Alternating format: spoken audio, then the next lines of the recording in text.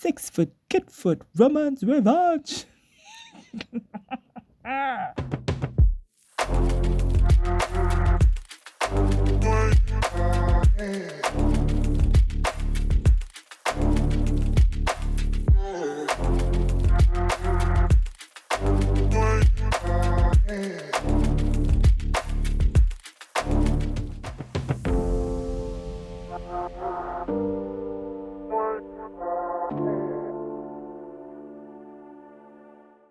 Hey y'all, how you doing? I hope you're doing great. Yeah, you haven't heard from me 2 weeks ago. I do have an explanation. I actually did record the episode and I was editing it and I was feeling some type of way. It was actually about a topic that was pretty personal and something I was going through at the time. Well, it was fresh, like real fresh, and I'm actually still processing, so I'm not even going to talk about it today. But yeah, I didn't forget y'all. But I'm taking this like I'm taking the cool route over here, but I still want to be I still feel like I do have some type of um I don't know what the word I'm looking for is. Because it's not a responsibility, but it's some type of well, it's a promise I made to myself. So it is important, even if it's not a lot of people listening, and it's fun that way for me right now, anyway. Um, but yeah, so I did want to say that, and maybe I don't know if I'll edit it. I'll finish it. I'll finish editing it and post it to Patreon or something. Um, or maybe I'll just re-record it because to me, I was obviously not like I was shaking a little bit. So yeah, but I don't want to tease that any further because I'm not going to talk about it. So there's no point in me like going any deeper. But I want to know how y'all are doing, and I'm pretty sure that y'all have spent some time on the internet, and I'm sure y'all have spent some time on TikTok, Twitter, Instagram, and seen Nicki's little meltdown and everything that followed. That was something. Oof, that was something. Let's talk about that real quick.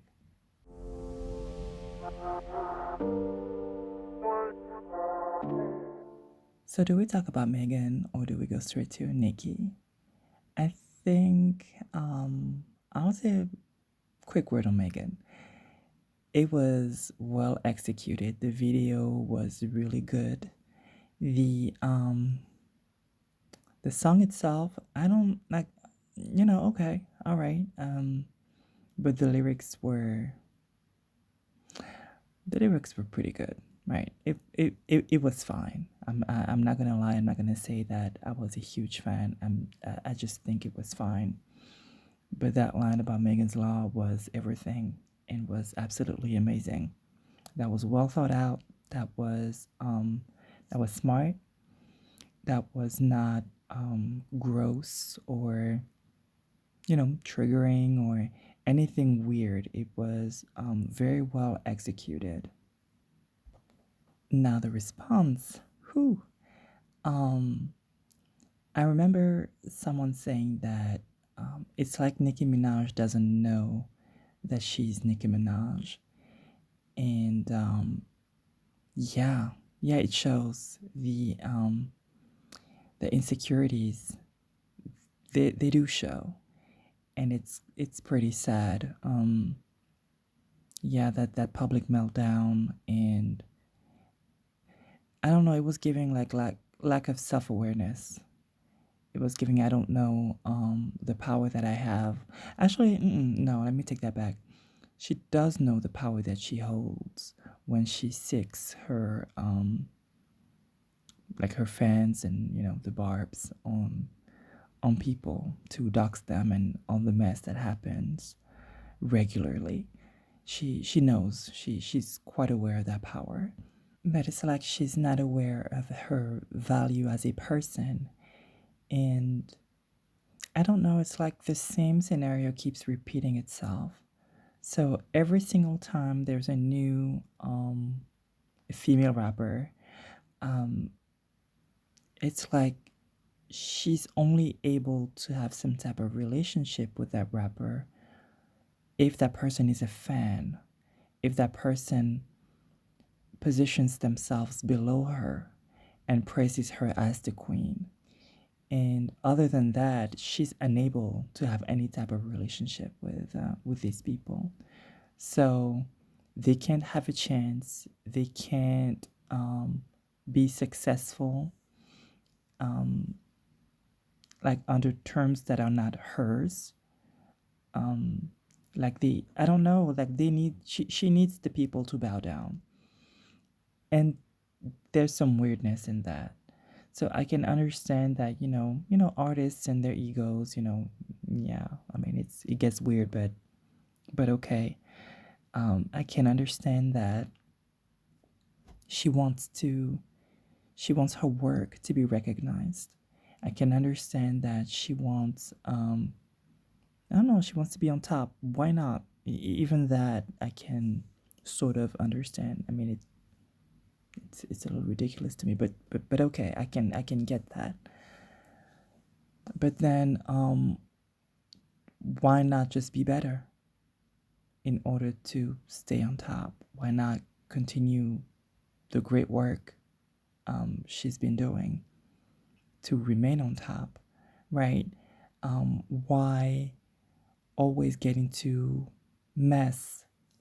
Because that tarnishes a person's image, not just the people she associates with. I mean, I'm not even gonna get into that. Like, ooh. But yeah, I mean, in terms of the artistry, personally, and that's just a matter of taste. For me, it's Nicki all day, right? She it's the flow, it's the voices also. It's the fun. Like she sounds like she's having fun doing this, right? And so it's enjoyable to listen to her. Sometimes it kind of veers into pop, and that's okay too, right? You have more hip hop moments and more pop moments, and sometimes you have a little mix of the two, and that also is pretty well thought out, pretty well balanced, and really fun. And I mean, yeah, I mean, I gotta give her roses. But this this mess, this insecurity stuff, this staying awake for hours and tweeting at people, going under people's comments to stoke, yeah, I mean, like ugly behavior from her fans. Yeah, like we don't need that. We really don't need that. And when the comeback song is, I don't know, foot rhyming with foot like 20 times. I don't know. I don't know. Sometimes she has those weak rhymes. That happens. I mean, it's not new. It happened before. But but here, no. I mean, come on. Megan was clever. Be clever too. Like, do something. I don't know. It's the art of writing, really. So yeah, I was expecting.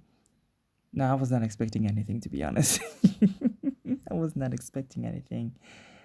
Cause these are not my, like, I'm not a fan. I just want to enjoy the music, and yeah, and I prefer my music without, you know, the mess. The mess. I mean, it can be fun when you have like battles and things like that. That's fun. But I don't know, like it reaches beyond just the art. There's something deeper, and yeah, there's something much deeper that needs to be addressed, but not by us, the public.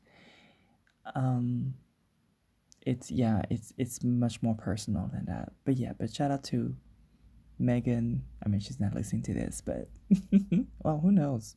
You know what? Let me manifest it. Um, yeah, that the writing was good, and yeah, congrats.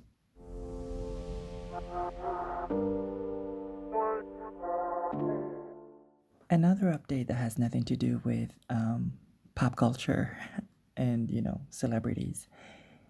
Um, I told y'all I wanted to go back to writing, and I did just that.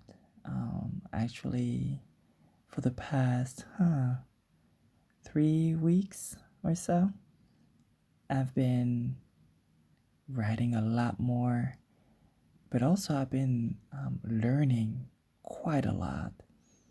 Um, I'm like on masterclass, listening to the greats, and or like retaking some classes, and I'm also online, um, getting some tips here and there. But most of all, I'm doing the thing. I'm writing. I'm sitting down and I am producing stories. And it's amazing. It's absolutely amazing because I've discovered a new world, really. A world of people who write and who get together to do just that and to learn and to get better. I've discovered a world of contests. So people write stories or write essays and or poems too. And yeah, and sometimes there's money to be won. Sometimes you have to pay a fee to enter, and sometimes it's free, and sometimes you have a nice you know sizable prize like $1,000 or $3,000. So yeah, you have yeah, there's a whole world out there I was not aware even existed, and yeah, so I'm finding myself writing stories, but learning as I'm writing them, like getting into some blocks, and I'm like, oh no, how could this sound better? Um, let me hear about some techniques to write like really short ones. Because, for example, there's one contest. Actually, the first one that I did, it was a story that was supposed to be written in under 500 words. Well, 500 words max, and it was a challenge. It had been a while since I had written something that was not just a flow of thoughts and feelings and imagery coming to mind. It had been quite a while, so I had to sit and be like, okay, I want to do like a hero's journey, um, but it needs to fit in 500 words. What happens? I want to include some stuff from my island. I want to include some spirituality from the Caribbean. I want all of that stuff. How do I do that? How do I keep a certain rhythm? How do I not exhaust the reader? And I don't know if I succeeded because the results are not in yet. Um, but now, now that I feel like I'm much different now from even 3 weeks ago. There's some stuff that I would be able to see today that I was not able to see then. And But yeah, I mean, I'm super excited and I don't want to bore you with this. If whatever I publish, I think if y'all want to read, I mean, of course, because, you know, everything is optional. Come on now. I'll say it. If you're interested, you'll go and check it out. And if you're not interested, you don't have to, right? But if I have some stuff that's published, then you know, I'll just post it here and y'all can give me some feedback. I'm fine with feedback. I'm not like I am sort of sensitive about my stuff, but I do also recognize that what I do is not me, and what I do is not necessarily everybody's cup of tea. So I'm not one to get mad, but well, actually, I will get mad if you're giving me the type of feedback that's like, I don't like it. Like, okay, what do I do with that? Like, if you're telling me, okay, so when the character says X, Y, or Z, it sounds a little heavy-handed. Like, we already get it when they just say Z, right? If you say that okay, that helps. That's actually something that has to do with maybe the structure, or simply considering the reader as intelligent enough to understand some messages without like repeating them 3 times. Um, like that type of stuff, give it to me all day, every day. But yeah, the other unhelpful stuff, I don't really want to hear it because it's not helpful. Anyway, yeah, that's it. I'm really happy. I'm really excited, and I can't wait to do more. And hopefully, I mean, I'm not gonna lie. I wanna, make some coin too. Like doing what I love doing. And yeah, I'm also like I don't know. I'm geeking out like over this because I'm also doing some exercises um that I love, like writing a story in reverse or a poem in reverse. You know, the poem is like when you read it from top to bottom, it means one thing. When you read it from bottom to top, it means something different. Um, I did something like that. That's pretty fun. It's pretty fun. But yeah, I mean, I'm gonna stop rambling because y'all maybe don't want to hear all of that stuff. And yeah, let's go.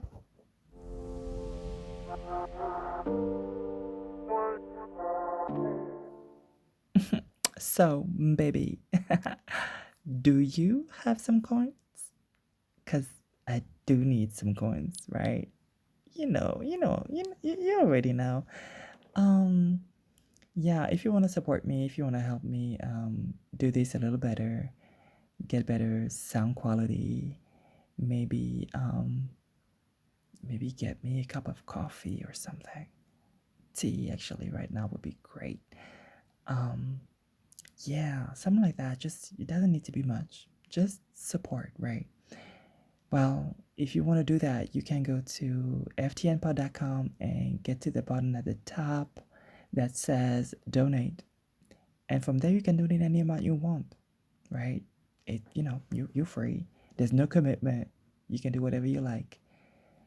Or if you want to do something a little more regularly, if you don't mind the commitment, you can, you know, join me on Patreon.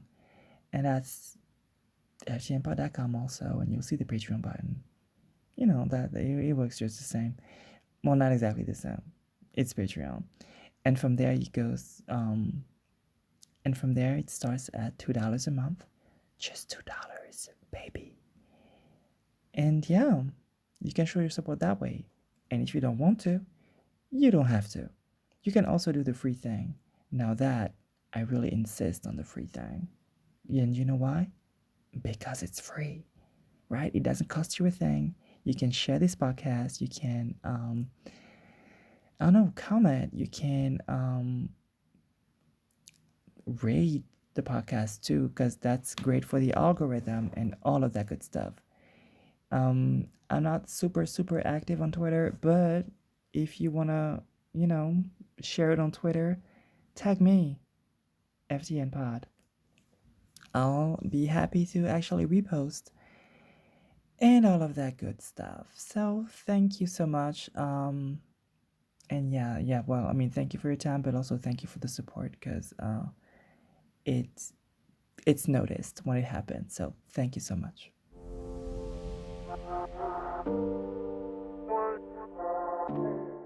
I know I say this every time, but this episode is actually going to be a pretty short one. Yeah, I promise.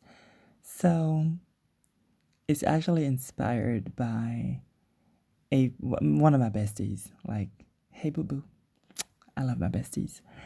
Um, we were like we like to send some messages on WhatsApp and stuff, funny stuff. Well, all kinds of stuff really, but you know, that day was funny. So it was a pretty funny guy. I forgot his name, but anyway, with I mean, he just does kids with bad wigs, like those wigs are so bad, and I cracked a joke, and I'm not gonna drag the girl into this, but I said, reminds me of so and so, cause she kinda had wigs that looked like that. I'm sorry. Yeah, I do. I do get petty sometimes, but not even like mean petty, just petty humor.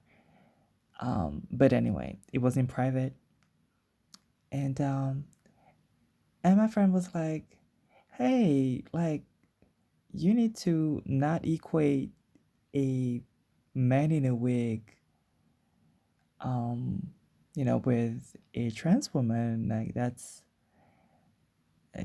wrong." And I know he was not like chastising me or anything, but it was a conversation. I mean, it was said so, and that got me thinking. I was like, you know what? Well, first of all, that was not the idea at all.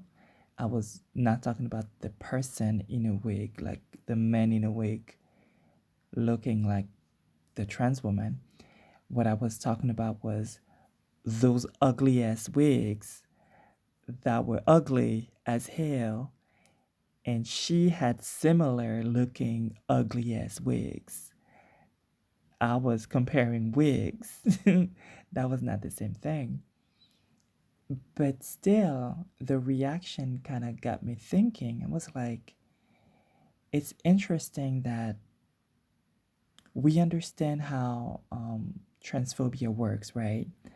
So we understand also that, for mainstream, the mainstream public, a man in a wig and transness, I mean, these two things are similar, if not outright the same exact thing. And we know that it's stupid. We know that it's transphobic. We know that it's just another way of saying that trans women um, are not who we say we are, that trans women are actually men. So we understand. We understand the rhetoric. We understand this popular image of the trans woman. Now, once that is said, when we actually know better, when we actually know better as queer and trans people, and it feels a little strange sometimes to edit oneself. So here's what I mean. In that particular instance, when really this person's wig, this man's bad wigs, were really reminding me of that trans woman's bad wigs too. They were ugly in similar ways. I It felt weird to me to like feel like I would need to edit myself just to make it super clear that I don't believe that men in drag are trans women or are the same as trans women. I already know that. I'm I am a trans woman. I am part of the community. And what I wouldn't like is a life where um I have to cater to cishet people's vision of what we are, like the polluted vision of who we are, and like in such a deep way that I would not be able to make a joke. I don't know if what I'm saying is making sense, because I haven't said it, but it's kind of implied, but it's absolutely no dig to my friend. It just triggered a thought, and that was super interesting. And I'm actually gonna talk to him about that, because well, I know he listens, so I really want to have that conversation with him, because that's the example that we've had, but I'm pretty sure that like in the queer community, like at large, there are multiple examples that we could talk about. But this is the one I have right now, because that's the one that triggered this thought in my mind. So yeah, I don't want to be like so concerned with cis people's polluted and perverted um, idea of who we are, that I have to like integrate that. I have to internalize that, and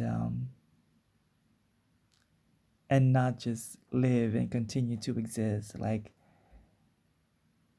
yeah, maybe I can find another example.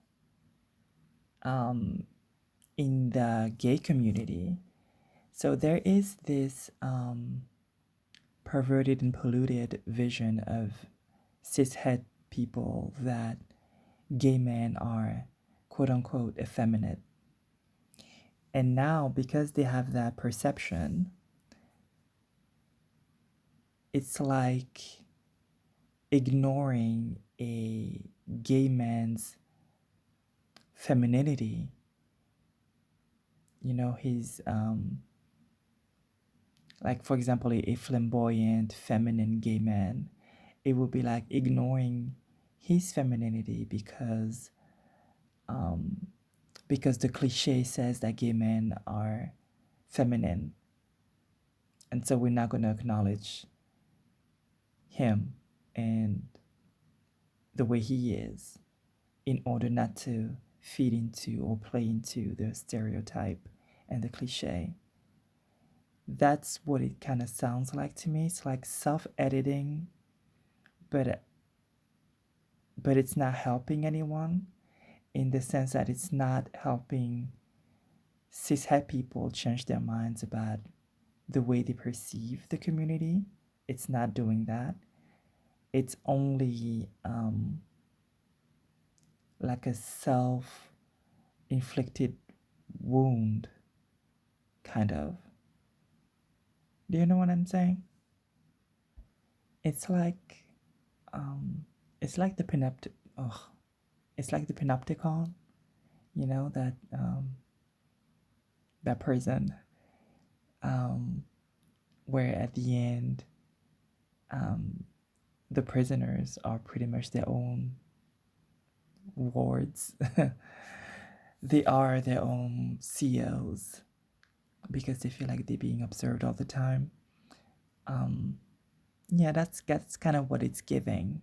And I actually can't wait to have that conversation with my friend because I know he's gonna have some like super interesting insight. He always does. Like my friends, y'all, my friends are good people. I wish y'all have some friends like that. I'm just saying. Which reminds me, I need another to be date with my girls. We have to decide on a movie. Like we do have some suggestions, but hey, by the way, if you do have suggestions on like funny, terrible to be movies that I can watch with my girls, we like our little watch parties with cocktails and stuff.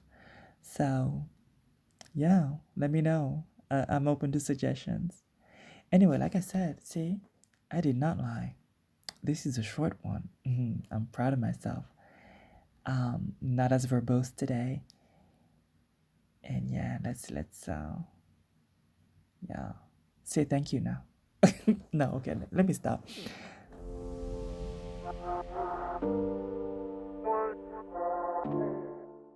Y'all, I really want to know your thoughts about this episode, and I want to hear what you have to say in general. Like my DMs are open, not for what you think. Like those nasty ass men who you know who you are. I'm pretty sure the nasty ass men don't even listen to this podcast.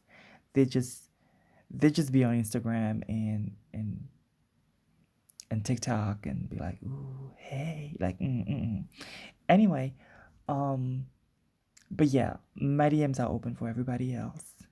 I'm open to questions, suggestions, and nice, sweet messages. So, oh, thank you to anybody who has reached out. Um, yeah, it's nice to hear from some other black folks, black trans folks specifically. Even better. I mean, black folks in general.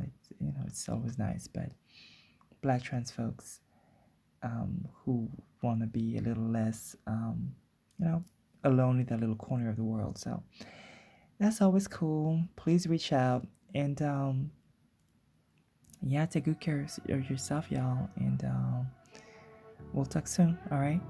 Bye bye.